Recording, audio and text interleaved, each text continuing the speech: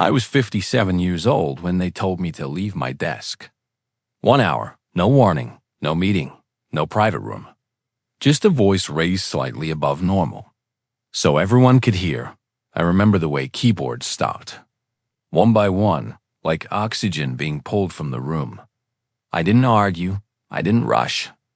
I closed my laptop slowly, slid my coffee aside, and felt the weight of 20 people pretending not to watch.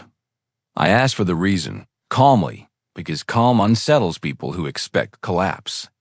And I was told I would get an email later. HR was busy. I should go quietly. The word quietly carried a threat, not loud enough to fight, just loud enough to humiliate. I nodded, because nodding gives nothing away, and silence makes room for mistakes, especially from people who think the moment belongs to them. I packed what mattered: notebooks, a pen I'd carried for years, a leather folio worn soft at the edges. I left what didn't matter: photos, desk junk. The things people grab when they panic. I could feel her standing too close, leaning against my desk, enjoying the audience, telling me I was too soft to survive. She said survive like it was a verdict, not an opinion. I looked up slowly. Not angry, not pleading, just present. Presence is uncomfortable when someone expects submission. I thanked her for the clarity, because clarity terrifies liars. As I walked away, whispers followed. None of them stopped me. Not one. That was when I understood how complete the isolation was, and how carefully it had been arranged. Isolation is always step one. I didn't go home. I went where I always go when noise tries to rush me. A private office, quiet, unlisted. Paid for years ago with money no one there knew I had. I sat down and opened files I'd been collecting patiently. Emails, approvals, signatures, patterns. 14 months of silence has a way of organizing itself. I watched the system update my termination status. Involuntary misconduct, efficient, cruel, meant to freeze me out before I could speak. I smiled then, not from joy, but recognition, because this move confirmed everything. I sent one message, then another, not many words, just the right ones, to the right people, with attachments that speak for themselves.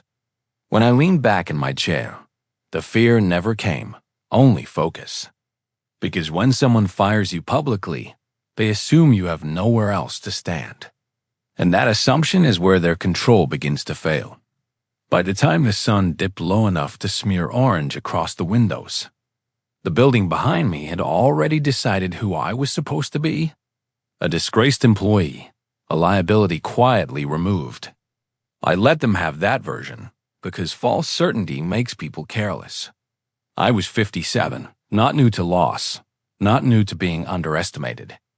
And I knew how long stories really take to finish. I unlocked the second terminal and reviewed the access logs. My credentials still ghosted through the system, buried deep, untouched. Because no one thinks to clean what they never believed mattered. That blind spot was intentional. Years ago, I asked for limited visibility. Less exposure, fewer meetings. I framed it as fatigue, as age, as wanting to slow down. They agreed too quickly. People love explanations that flatter their own impatience. The email arrived right on schedule, subject line neutral, language sharp. Involuntary misconduct, effective immediately. No severance, no appeal window. It was designed to look procedural. Bloodless. I read it once, then again, not for emotion, but for fingerprints. Who signed, who approved, who rushed it through without review. Systems always reveal the hands that abused them. I cross-referenced timestamps, saw the order in which panic moved. HR first, legal second, board never notified. A mistake that happens when someone believes authority is ownership. I forwarded the message, along with 14 months of supporting material, contracts rerouted, approvals issued under my name while I was unavailable, patterns that only look invisible when you don't expect someone to be counting. I stood and walked to the window, watched traffic move like nothing in the world had shifted. That's always the strange part. Your life fractures, and the city keeps time without you. I thought about the people upstairs, still whispering, still choosing safety over truth. I didn't blame them.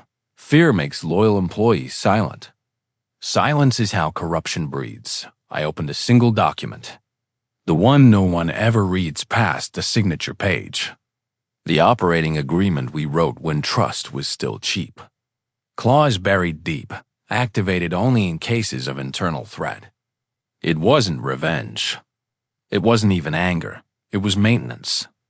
I drafted the request carefully, citing language she herself had signed years ago. When she needed protection, and as I sent it, I understood something clearly. This wasn't about getting my job back. It was about deciding who was no longer fit to stand where I once did. The request didn't make noise when it landed. No alerts, no sirens. Just a quiet change in priority that slid across inboxes most people never see. I tracked it in real time, watched as the system acknowledged receipt. Then stalled, then rerouted. That pause told me everything. Hesitation means recognition. Recognition means fear. I pulled up the internal audit trail and saw new hands enter the process. Slower hands, careful ones, the kind that belong to people who know mistakes end careers. Not days. I poured myself water, not coffee. Stimulants cloud patience. And patience was the only thing I couldn't afford to lose now. I reviewed the footage from the floor. Nothing dramatic, just confirmation, her stopping by HR. Her badge granting access it shouldn't have, her voice low but urgent. Instructing them to mark me as a risk, not a person. I saved the clips without annotation. Evidence doesn't need commentary. It needs context, and I had plenty. I compared it against her public calendar, saw the gap she never accounted for. A meeting that never existed. An approval that skipped oversight. These weren't crimes you shout about. They were habits. The kind that form when someone believes consequences are for other people. I added the files to the folder. Named it carefully, nothing inflammatory. Just dates and functions, because professionalism disarms denial. As the evening wore on, messages began to shift in tone. Questions framed as clarifications. Clarifications framed as concerns. Concerns framed as urgency. I responded to none of them. Silence forces people to speak more than they should. I drafted one final memo, concise, restrained. Invoking the clause without accusation, just stating that conditions had been met. And review was mandatory, not optional. I sent it to the board distribution list and shut the terminal down. When I stood to leave, the office felt smaller. Not because I'd lost something, but because I no longer needed to prove anything inside it. Tomorrow they would call this a surprise, an ambush, a reversal of fortune. But sitting there in the quiet, I knew better. This wasn't sudden. It was simply the moment when preparation finally outweighed arrogance. Morning came without ceremony, the kind that pretends nothing important is about to happen. I arrived early, not to be seen, but to observe. There is a difference. Security scan badges. Screens lit up, routines resumed, all of it fragile. All of it dependent on assumptions no one questions until they fail.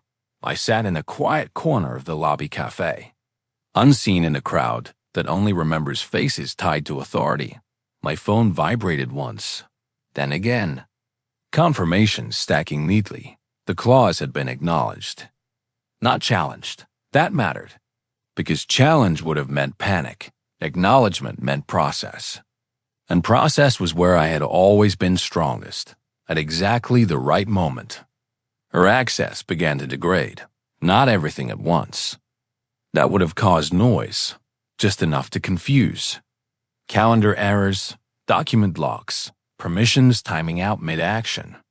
I watched from a distance as she frowned at her screen, irritation replacing confidence. People like her mistake friction for incompetence, never realizing its design.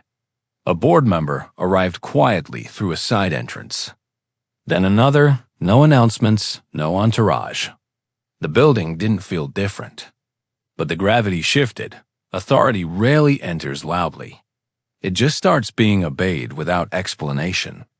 When the suspension notice finally triggered, it didn't come from me, and that was important.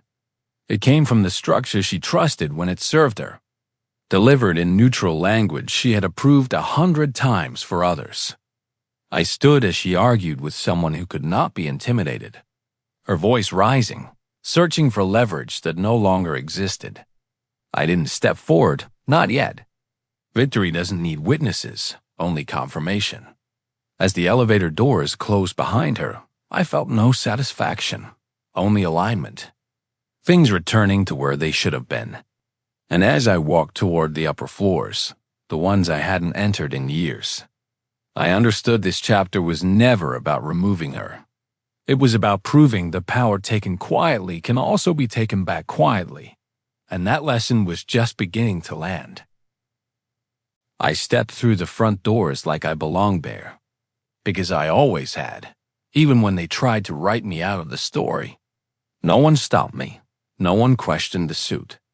The posture, the calm, authority is often mistaken for familiarity. And familiarity opens doors faster than badges. I passed the reception desk without a glance. Felt the building recognize me before the people did. Systems remember longer than egos. As the elevator rose, I watched my reflection. Not younger, not sharper, just steadier. 57 years of learning when to speak and when to wait had shaped something harder than ambition. She saw me just as the doors opened, confusion crossing her face before recognition caught up. That pause was everything. It told me she was already behind. She said my name like it was a question, like she needed permission from the air to acknowledge me. I told her she might want to cancel her meeting, not as a threat, just information. Information is the most destabilizing thing you can offer someone who believes they control it. Before she could respond, a board member stepped forward.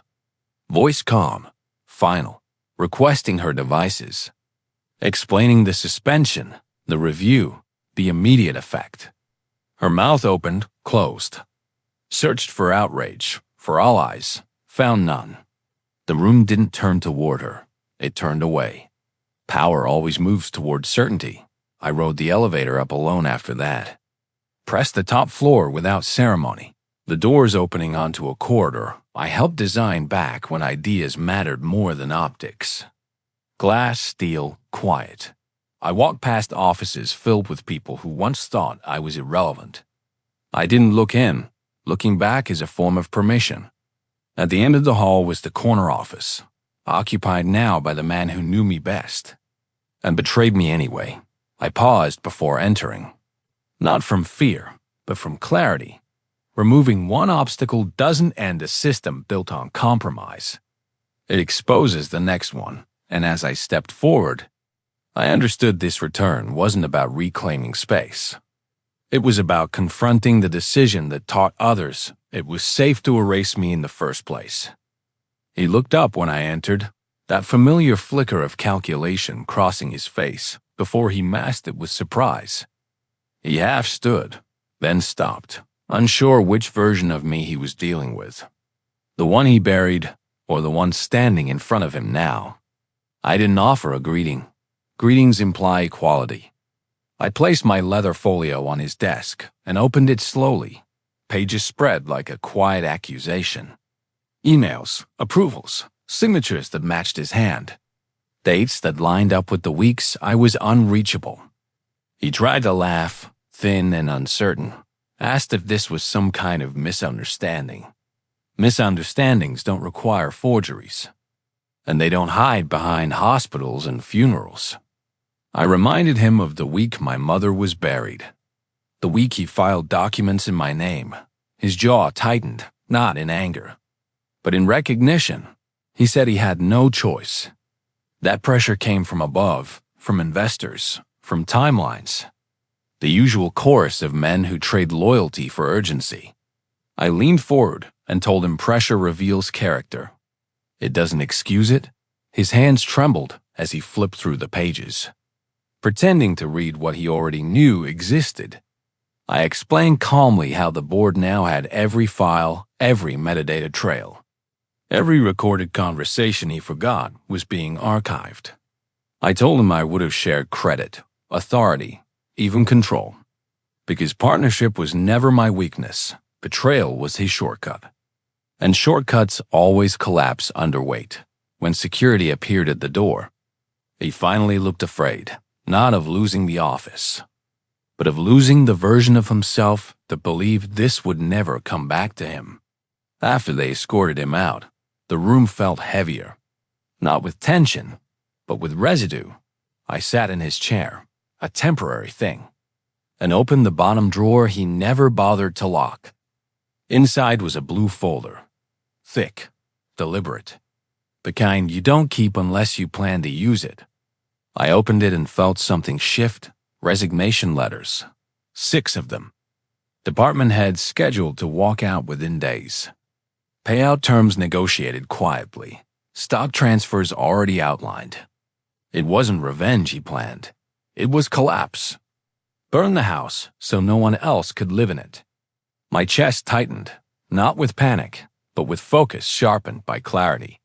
I had underestimated the depth of his preparation. And that was on me. I closed the folder and stood. Understanding the truth now, this wasn't just about reclaiming what was taken. This was about stopping someone who would rather destroy everything than face the consequences of what he'd done.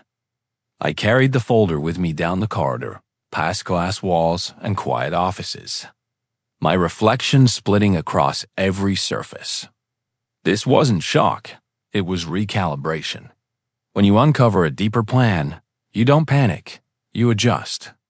The letters were clean, polite, grateful, designed to look like opportunity, but timing is intention.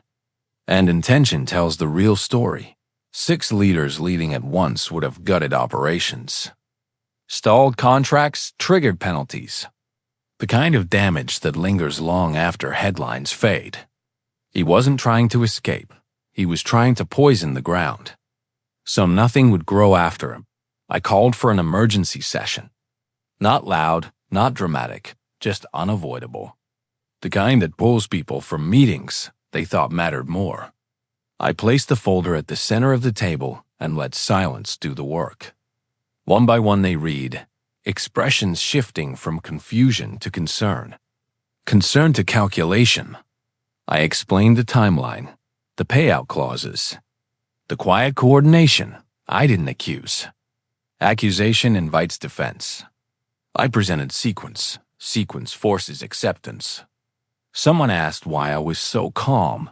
I told them calm comes from preparation and from understanding that systems fail fastest when sabotage wears a professional smile, as the room absorbed the scope of it. I felt the weight settle, not on me, but on the table itself. This was no longer a personal dispute.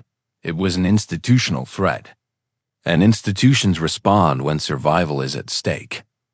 I requested temporary freezes on executive departures, internal audits on retention offers, and immediate reviews of stock transfer permissions. All procedural, all justified, no theatrics. The kind of moves that look boring on paper and devastating in effect. When the meeting adjourned, I remained seated, staring at the empty chair across from me, realizing something important. I had won the visible fight. But the real battle was now invisible, buried in history and decisions made long before today. And if I didn't expose the origin of his confidence, the reason he believed he could always walk away clean, this company would never truly be safe. The boardroom felt different when we reconvened. Heavier, quieter, 12 seats filled. No one checking their phone, no side conversations. I placed a single envelope on the table, plain, unmarked. The kind that doesn't need branding to command attention. I told them we needed to revisit a decision made 10 years ago. Overseas, one that never made it into the official minutes. A canceled acquisition, no recorded objections, no stated cause. Just a clean break that benefited one person more than the company. As I spoke, I watched him shift in his seat. Subtle, but telling. Memory has a way of surfacing before confession. I explained that I had retrieved internal correspondence from that period, along with sworn statements from individuals who were present but later silenced through payouts and reassignment. I kept names redacted, not for mercy, but for leverage. I described the transfer, routed through a relative's entity, framed as consulting fees, but timed precisely to kill the merger. Someone called it an allegation. I corrected them, calmly. Allegations don't come with bank records. I reminded them of the quiet inquiry years later, the one settled without admission, paid for with shares never authorized for that purpose. His voice cracked when he denied it, not from conviction, but from habit. When the chair called for suspension pending legal review, no one objected, not even him. Security entered without rush. Professionalism is the sharpest edge of consequence. As he was escorted out, I didn't watch. I focused on the people still seated. The ones who had stayed silent then and stayed seated now. I spoke about lines, about the difference between compromise and corrosion. I outlined the reforms, independent oversight, ethics controls. No private settlements without disclosure, no authority without traceability. Heads nodded, not in agreement with me, but in recognition of reality. As the room cleared, one man remained still, eyes fixed on a still image pulled from archival footage. Him and the man just removed, exchanging an envelope years ago. I met his gaze and said nothing. Silence was enough, because at that moment, everyone understood this wasn't a purge. It was an excavation, and the ground was finally giving up what it had hidden. The days that followed were quiet on the surface, which is how real change moves. No grand announcements, no victory laps, just work. Restructuring teams, separating authority, placing independent oversight where loyalty used to live. I stayed out of the spotlight, let interim leadership handle the microphones. My role was to remove incentives that rewarded silence and fear. Systems don't corrupt themselves. They are taught patiently, and they can be untaught the same way. Policy by policy, consequence by consequence. I was 57. I didn't need to be liked. I needed the structure to hold after I stepped back. One by one, people came forward, not dramatically, just carefully, offering context, filling gaps, correcting records. Truth rarely arrives all at once. It trickles in when it's finally safe. I listened more than I spoke, because listening tells people you're not hunting, you're fixing. The man who had stayed silent in the boardroom avoided me for 2 days, then requested a meeting. He sat stiff, rehearsed, until I placed the still image on the table between us. His shoulders dropped, not in defeat but relief. Secrets are exhausting to carry alone. He confessed without prompting, timelines, amounts. Who else knew? I recorded nothing. Documentation already existed. What I needed was confirmation. By the end of the week, the company released the audit. 3 years of abuse, embezzlement, coordinated obstruction, names attached, evidence linked. Not sensational, just undeniable. The press responded the way it always does. Loud, brief, hungry for a villain. I ignored it. Justice doesn't need applause. It needs permanence. That evening, as the building emptied, I walked through the executive floor alone. Lights dimmed. Glass reflecting a man older than the one who built this place, but steadier. I understood then that this chapter wasn't about winning back control. It was about ensuring no one like them could ever rely on silence again. And that was a victory that wouldn't make headlines, but would outlast them all. The message came in just after dusk. A single line, no sender, no signature. asking if I really thought it was over. I read it once, then set the phone down, because threats lose their power when they arrive late. Everything they could do loudly had already failed. Everything they could do quietly had already been documented. I stepped onto the balcony and watched the city move the way it always does. Indifferent, resilient, unaware of the storms that pass above it.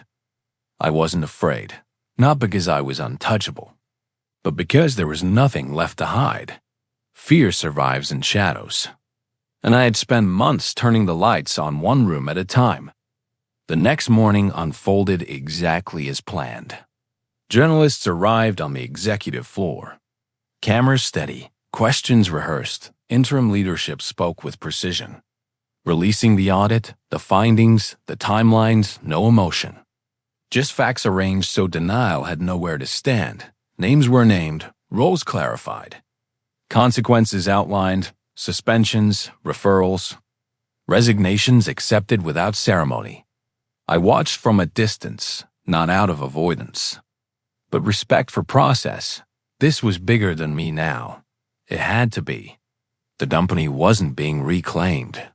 It was being corrected when the headlines hit. I knew the ones responsible would see them everywhere. In offices they no longer belonged in homes that suddenly felt smaller. Consequence doesn't need confrontation. It just needs permanence. That evening, I returned to my apartment, quiet, orderly, unchanged. A rare comfort after weeks of tension.